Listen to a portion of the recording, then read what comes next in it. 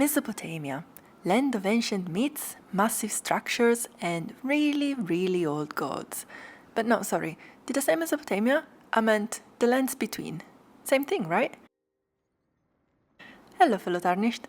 Today's story is about figuring out where and when the lands between actually are.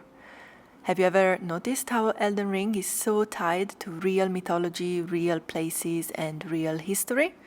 It's like every corner of the game is referencing something straight out of our history books. And honestly, it's always left a bit of a bitter taste for me.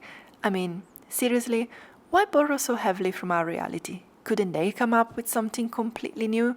Fresh stories, fresh ideas? But no, Elden Ring is basically a buffet of historical and mythological throwbacks. Take Tarnished Archaeologist's videos, for example. If you don't know him, you really need to check him out. He makes some of the best, most insightful videos out there. At the start of every one of them, he dives into real history, digs up some ancient legends, and surprise, surprise, it's fully reflected in the game. It's like they're not even trying to hide it. But what if it turns out they're not copying at all? What if Elden Ring is actually real life? And what if we can prove it? Alright, today we're traveling through time. Buckle up because we're going all the way back to ancient Mesopotamia, here on Earth. Why? Well, it turns out that the story of Elden Ring is deeply rooted, and when I say deeply rooted, I mean identical to Mesopotamian history and a whole bunch of Sumerian and Babylonian myths. And just to give you a little spoiler early on, to back up my claim, Mesopotamia? Yeah, it literally means lands between. Let that sink in for a second. And in the meantime, if you, like me, love Elden Ring lore and getting lost in wild theories, I have put together a collection of speculations and interesting material that I have both found online and came up with it myself on Patreon, accessible to everyone for free. You can also subscribe as a full member if you like, but what I'm trying to do is to create a space where I collect and share early theories I'm working on with like-minded individuals, and the comment section in my latest videos have been amazing and a great source of inspiration. So if you want a space where we can discuss all the theories more in details together, I'd love you to come and share your thoughts with me on Patreon. Otherwise, if you prefer to just get the fully cooked theories, feel free to subscribe to the channel. It's free and it still helps me a lot to bring these theories to you. But alright, sorry for the long interlude. Back to the story now. And time for a quick history lesson. Mesopotamia, the ancient cradle of civilization, home to the Sumerians, Babylonians, and Assyrians, was smack dab between the Tigris and Euphrates rivers in what is now modern-day Iraq and part of Syria and Turkey. This place was the birthplace of writing, the wheel, and now Elden Ring. Let's jump straight into Elden Ring and talk about the main link to Mesopotamia, our mysterious old man statue. You've probably seen this guy around the lands between, old man clutching a tablet with a tree on it, and if you look closely at his feet, yep, that's the Imago Mundi. If you are confused about it, not to worry. Before watching the Tarnished Archaeologist videos, shout out to him, by the way, I'm a huge fan, I had no idea what the Imago Mundi was, but when he uncovered it in Elden Ring, I was mind blown. Here's why. Seeing a real-world artifact in the game, that seriously got me thinking about what it could mean. Why is there a real Mesopotamian artifact in Elden Ring? There's not much left of the old world in the game, tons of steles, stones, carvings representing all sorts of things, but only one statue of a man. Not just one though, many statues of this one man. Most of them buried deep underground, lost, forgotten. And alright, so let's try and break down the mystery of the old man statue. You might have figured out by now that the reason why we are all so intrigued by this guy is that he has the Imago Mundi at his feet. And if you don't know what the Imago Mundi is, it's time to get familiar with it, as this is important to our story. The Imago Mundi is an ancient Babylonian map of the world. It shows a circular map with a sea surrounding landmass, rivers cutting through, cities scattered around, and mountains regions. You can already see the connection here, right? Kinda sounds like the layout of Elden Ring. We'll see this in more details later. But what's truly mind-blowing, like I can't believe this is real mind-blowing, is that although Elden Ring draws from real-life history, and we all kinda know that by now, this is different. The Imago Mundi, it's not just a hint or an inspiration, it's the actual Imago Mundi. Like, they took a real-world artifact from today and placed it right into the game. I mean, what? Elden Ring just casually has an ancient artifact sitting there, something that's literally in the British Museum right now? What makes this even crazier is the fact that the Imago Mundi we have today is old, worn, broken in places. It looks like this: fragments chipped off, bits missing, and the Imago Mundi in Elden Ring is the exact same, broken in all the same places, same missing pieces. It's the same tablet. And okay, side note, but seriously, has anyone else noticed that Irving, the guy who presents the tablet on YouTube, looks a lot like the old man in Elden Ring? But yeah, we'll ignore that for now. So why? How is this even possible? And more importantly, what does it mean? What I'm getting at here is that if Elden Ring was trying to tell a historic old tale, they would have used the full intact version of the Imago Mundi, right? And on the other hand, if the game was trying to show us a future version of Earth, wouldn't the tablet be even more broken down than what we have today? But no, they chose to show us the Imago Mundi exactly as it exists today, in real life, in our world. Let's go all out, because why not, and say that this means that the lands between are here and now. To me, this is perfect proof the Elden Ring is set right here on Earth, right now. Or better yet, the time at which the old man lived was right now. Now, what does this actually mean? It could mean a few things, but let's break it down. It definitely suggests that Elden Ring is set on Earth, unless we start getting into some wild theory about someone hauling the Imago Mundi to another planet, but let's not get there. There's nothing backing that up. So yes, the lands between are set on Earth, and they put the Imago Mundi in the game to give us proof. We'll circle back to this in a moment. Let's first focus on the when. Well, what blows my mind, like I said, is that the Imago Mundi looks exactly like the one we have today in the British Museum in London. This means the old man must have had the tablet today. So when those statues were built in Elden Ring, we're talking about today in real life time. Now, here's where the theories start to split.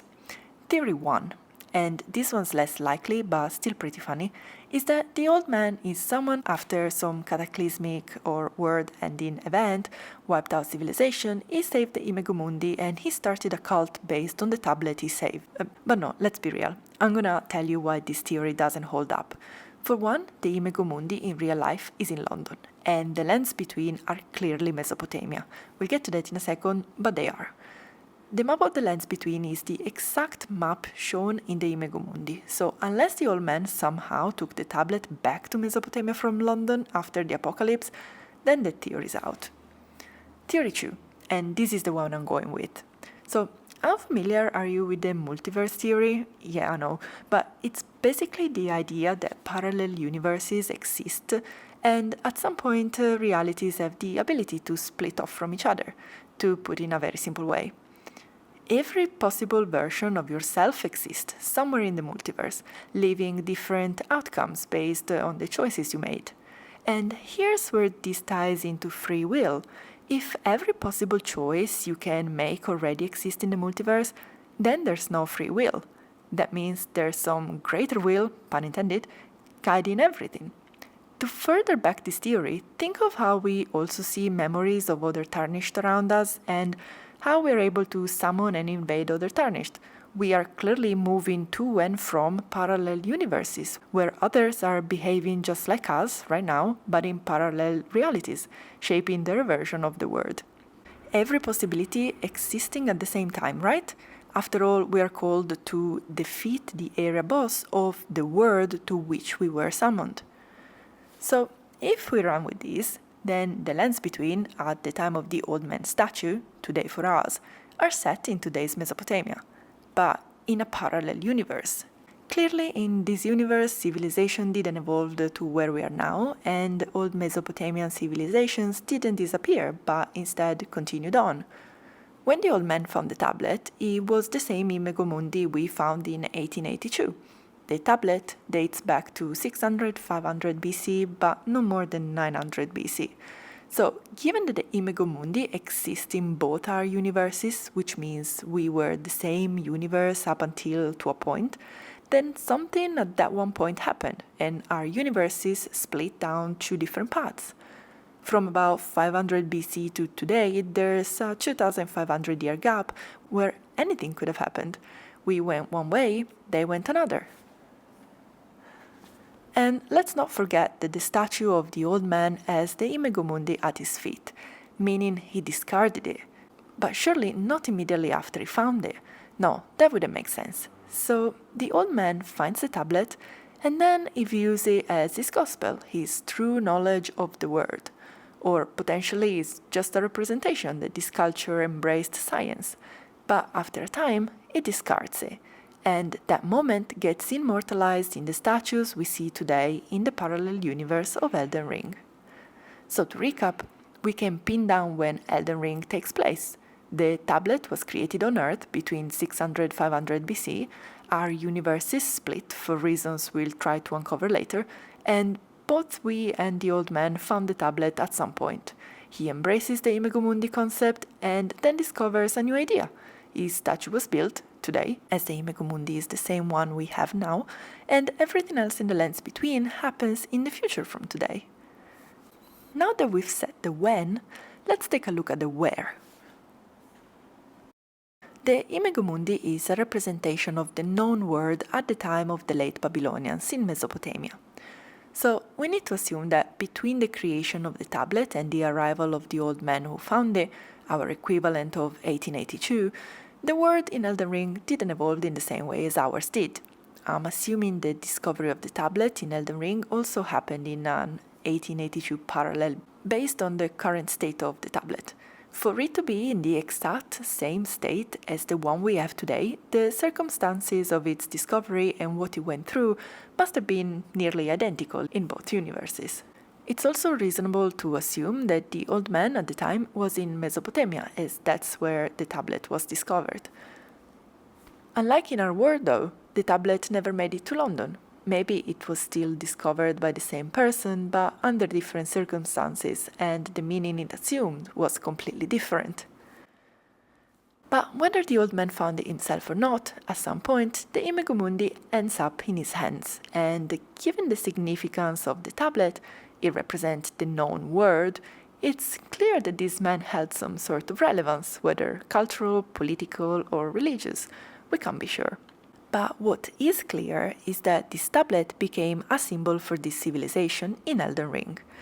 Even though the old man eventually discarded it, it was obviously a symbol for them, meaning at some point it was clearly a central key to their culture. And here's where things get really intriguing. See the river sea that surrounds the map on the Imago Mundi? Well, there's clearly a lot of water surrounding the lands between two, and the two main rivers in ancient Mesopotamia, the Tigris and Euphrates, are reflected in Elden Ring as well, hidden underground but still present in the form of the Ansel and Siofra rivers. These underground rivers appear close to the statue of the old man, and past the water, in both the Imago Mundi and the lands between, you can see mountains in the distance. It's a subtle yet striking connection. But finally, and this is the most incredible fact for me, you know how we've all speculated the Belgorod Tower is the Tower of Babel? Well, that's not far off at all. While we don't have direct proof of the actual Tower of Babel existing in our world, it's said to have stood at the heart of Babylon, and Babylon, of course, is the main city depicted on the Imago Mundi. But here's the real kicker. On the Imago Mundi, there's an inscription that reads, "The place where dawns at its entrance." Now, that's not too clear, but experts have interpreted this inscription as a reference to a supposed heavenly gate in the east where the sun enters and it rises in the morning. A heavenly gate where the sun enters? Need I say more? So, this to me is proof that the Imago Mundi represent the lands between. which lands between also translate directly to Mesopotamia. We have the two rivers, the mountains to the northwest, we're surrounded by water, we have Babylon, and we have a tower with a gate of divinity at the top. And so, to recap, we have a timeline where our world and the lands between run parallel, or where one till we continue one way, and they go on a different path. Now that we've set the when and where, let's talk about the why. Why did the old man discard the Imago Mundi and embraces the tree? So the Imago Mundi in the statues is discarded. It lies at his feet while he's clutching, protecting a new tablet. We can't see it fully, but we can definitely make out a tree, very clearly. And given the nature of Elden Ring, there's probably more in there behind his arms, but we have to go with what we have for now. So it's a tree. Maybe within a ring, but let's not jump too far ahead. For now, it's just a tree. Let's say this, the old man was a man of knowledge. He had the Imago Mundi near him, which represented the knowledge of the world at the time of the Babylonians, and so where does this take us? Well, it opens up a few interesting directions. The Imago Mundi represented the knowledge of the world, a statement saying, "This is our understanding of reality." By dropping it and embracing the tree, the old man is essentially declaring, "This is now my understanding of the world." But how did the old man come by this knowledge of the tree? Unfortunately, the how is difficult to pin down with certainty, and it's definitely a full story for another video, but what we can say for sure is that his faith in the world changed. He transitioned from being a man of science and knowledge to becoming a man of faith. Why a man of faith?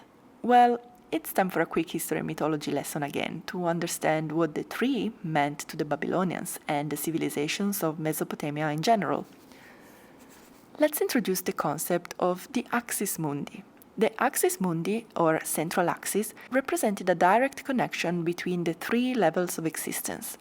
The axis, whether represented by a mountain, a tree, or a ziggurat, symbolized the stability and order in the cosmos, holding everything together and ensuring that the heavens didn't collapse onto Earth and that the underworld didn't break free to engulf the living world. Heaven was represented by the branches and is the realm of the gods. Earth, which was the trunk, represented the realm of humans and creatures. And finally, the underworld, the roots, are the realm of the dead. Now, let's connect this to Elden Ring. This concept is exactly what we find in the Mesopotamia of the Elden Ring, the lands between. There's a realm of the gods that we try to access with the Gate of Divinity, on top of what's essentially the Elden Ring version of the Tower of Babel, right there in their version of Babylon. Then we have the Earth, trunk, the realm of humans and creatures, the actual lands between. And finally, there's the underworld, the roots, the realm of the dead. In the game, these represent spaces like the deep root depths and what we find in various catacombs. In Elden Ring, the concept of a central axis, or axis mundi, is embodied by the Earth Tree, or Great Tree. The tree functions as a cosmic pillar, much like the trees found in ancient mythology. And so the old men represent the shift from the Imago Mundi, the world of science, knowledge, and human understanding, to the Axis Mundi, the passage from science to faith, from humans to gods. Let's now dive a little deeper into the tree and what happened to the old man, using Mesopotamian mythology once again. The ancient Mesopotamian population believed in a sacred tree, sometimes later referred to as the Tree of Life by scholars. However, they probably didn't call it that themselves. Maybe it was known as the Great Tree or perhaps even the Crucible, but I'm speculating here. Regardless, this tree was likely associated with immortality. It appears in many ancient buildings and is depicted in various places throughout Mesopotamian culture. There are various stories in the form of older poems in Sumerians that mention trees with connection to immortality and birth, but one story that stands out is Inanna and the Hulupu tree, which we'll explore better later, but in short, it recounts the tale of a woman, which is not yet a full goddess, who steals a tree by a river for personal gain. Interestingly, Inanna, who is parallel to Marika and Mikela in Elden Ring, was also known by another name in Mesopotamian culture, Nanaya. And now for the most intriguing reference of all, but for this one we need to travel a bit further east, all the way to ancient Iran. Here we encounter Haoma, another sacred plant central to Zoroastrian ritual, and one of the oldest organized faiths of the world. The drink made from this plant was prepared by pounding its leaves, and drinking it was a key feature of the ritual. Haoma was also personified as a divinity and bestowed essential qualities such as health, fertility, husbands for maidens, and even immortality. The Haoma plant is said to originate from a shining white tree that grows on a paradisiacal mountain, and its sprigs were brought to earth by divine birds. And here's another fascinating fact from ancient Iranian mythology. The myth of Mashia and Mashiana, hopefully I pronounced that correctly, which were two trees believed to be the ancestors of all living beings. So, with these myths in mind, the old man in Elden Ring abandoning the Imago Mundi and clutching the tree tablet could symbolize a shift toward the belief of this great tree, a tree of life, knowledge, and immortality. It shows his transformation from a man of knowledge to one who now clings to the divine, to faith. And so, given that the ancient Mesopotamian civilization had a strong belief in the power of trees, it's possible that at some point something or someone introduced the old man to an actual tree. And as we saw, ancient Iranian myths speak of divine birds bringing sprigs, which are basically branches of a holy tree with buds, down to earth. Now, let's go a bit crazy here, because while Elden Ring draws heavily from real-world myths and history, it's still a fantasy video game, so let's treat it as such. What if, at some point, someone, say Metyr maybe, but it doesn't matter who exactly right now, let's say it's Metyr, and she come down to Earth, sent by the Greater Will, carrying these sprigs, a divine envoy with branches of the sacred tree, offering undeniable proof of the god's existence. Metyr's arrival is what caused the split in our realities. According to the multiverse theory, every event has the potential to create a new universe, a split where one version goes in one direction and the other one in another. Our reality, we are the Metyr-free version where she was never sent to Earth. Now, there's this 2,500-year gap from when our worlds split to when the statue was built. And so, what events could have happened in this span of time? Did the arrival of Metyr allow two Mesopotamian civilizations to survive, while in our universe their fall was inevitable due to poor management, overpopulation, and lack of resources? This could explain why the lands between look completely separate from the rest of the world. In Elden Ring, we hear references to places like the land of reeds and the land beyond the fog, and a land where Godfrey and the Tarnished were sent to wage war and die.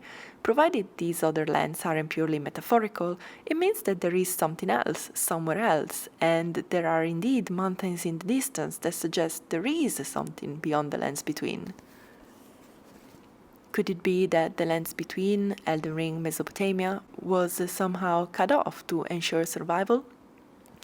Is there some godly power that isolates them? The shipwrecks scattered around the shores imply that someone at some point tried to leave or perhaps even arrive, but maybe failed? Who really knows? Clearly, the local civilization moved on, evolving separately from ours. The land remained fertile, unlike our Mesopotamia back then, and then at some point the beings of this world began to worship a tree. This tree was already present in their cultural myths, but never actually materialized in our real-world history. But in their world, the tree did arrive, providing clear evidence that the gods existed and were watching. Maybe Metyr was responsible for separating the lands between Mesopotamia from the rest of the world, surrounding it with water so that the tree could grow peacefully in a smaller, more secluded environment. The isolation enforced by some divine power could be what allowed this civilization to continue where ours fell apart. So let's get back to these shoots, these buds brought down by the birds, or let's say Metyr herself. The point is, the old man is being guided to do something. And when we look at the steles around the rivers in the underground ruins, well, they tell a story of what happens next. Now, These steles near the underground ruins and rivers seem to depict a series of events. While I don't have a complete plot for every little detail just yet, we can make out some key elements. We see people growing a tree, but amongst those people we can also spot the husks of some other trees, maybe mirroring the dead ones scattered across the ground of Siofra River perhaps. Could these be failed experiments or trees that died off later? Then in the following depiction on the stele, we see many men standing with fully grown trees, and they all look different. So maybe the first image is showing the birth of the great tree, while the next one reveals that at some point there were multiple trees flourishing. We know the earth tree can produce seeds and spread its lineage. These dead trunks could represent those now lost trees, other minor earth trees. Their purpose? Well, that really is a story for another video. The next scene is harder to interpret in my opinion, but one thing is clear, there are no more trees, just people. Are they grieving, worried, just sad? Or is there someone lying dead on a stone coffin there? Did the trees die? How and why? Moving forward, the next depiction again shows people, but still no trees. Is that an empty throne in the center? It kinda looks like it, right? And then in the final image, we see 7 figures. 7, like the dead demigods, the number of walking mausoleums, and the faces on the godskin apostles. It even seems like they are in a position similar to the statue that bestows blessings. Now, this next myth might help us piece together what happened to these trees in the Siofra River area. Let's get back to the tale of Inanna and the Hulupu tree. Inanna, also known as Nanaya by the Mesopotamians, is a goddess whose story is eerily fitting with Elden Ring. There are a few versions of this myth, but here's the TLDR. Before becoming a fully fledged goddess, Inanna finds a Hulupu tree by the river and decides to claim it for herself. She wants to craft a bed and a throne from its wood, so she steals the tree and moves it to her garden. However, the tree ends up housing 3 creatures, a serpent in the roots, an Anzu bird in the branches, and a demon in the trunk. With Gilgamesh's help, she cuts down the tree, removes its occupants, and eventually uses it to craft her sacred items. Sound familiar? This story screams Marika before she became the goddess we know. It implies that she stole the earth tree for her own gain, the serpent in the roots, clearly the serpent we know, and the demon in the trunk? Probably that's the Elden Beast. The act of cutting down the tree could symbolize the burning, which allowed Marika to get rid of some monsters, other gods perhaps, and then reforge the Elden Ring. Remember, burning the earth tree gives us the power to reset or modify the Elden Ring to our own will. She probably used that moment to add the concept of gold to it too. But that's also a story for another time. And so, I think we can say we pinned down the where and when of Elden Ring's story, placing it firmly in a parallel Mesopotamia. But there's another key question that needs answering next. What happened to the old man? And what does the tablet actually mean? I have a theory that he became the tree itself. Look closely at the statue. You'll see roots spreading from his base, like he's taking root himself. And remember the image we saw? The one where he's emerging from a fully grown tree? No tablet in hand and something strange in his chest? What do these stele really tell us? Why is there one with the sheep coffins and another depicting the tree? What does it all mean? Have we been reading it all wrong? Should we start from the bottom instead? So many questions, and trust me, they deserve a full video all on their own. Either way, thank you. Your support means the world to me, and I can't thank you enough for challenging my theories and sharing your thoughts. I'll see you in the comments, and until then, thanks for watching.